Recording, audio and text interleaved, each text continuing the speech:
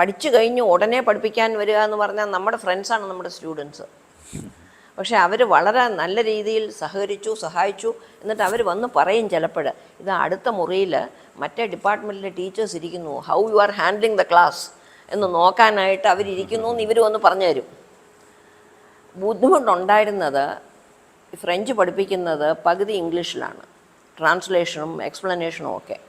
അപ്പോൾ അത് ഈ മലയാളം മീഡിയത്തിൽ നിന്ന് വന്ന കുട്ടികൾക്ക് വളരെ ബുദ്ധിമുട്ടായിരുന്നു. ബിക്കോസ് അവർക്ക് ഇംഗ്ലീഷ് ഷേക്കിയായിരുന്നു.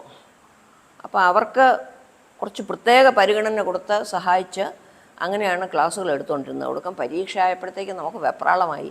അതുകൊണ്ട് ഈ ഒന്നും അറിയാൻ വയ്യാത്ത ഈ കൊച്ചു പെണ്ണ് വന്ന് പഠിപ്പിച്ചിട്ട് ഇവർ ജയിച്ചില്ല എന്ന് വല്ലതും വന്നാൽ അപ്പോൾ നമ്മൾ ഗണപതിക്ക് തേങ്ങയൊക്കെ ഉടച്ച് അവിടുന്ന് നിർത്താതെ നാമം ജപിച്ചുകൊണ്ടിരുന്നത് ഞാനായിരുന്നിരിക്കും. പക്ഷേ എല്ലാ കുട്ടികളും, എൻ്റെ സ്റ്റുഡൻസ് എല്ലാവരും പരീക്ഷയിൽ ഫ്രഞ്ചിൽ ജയിച്ചു.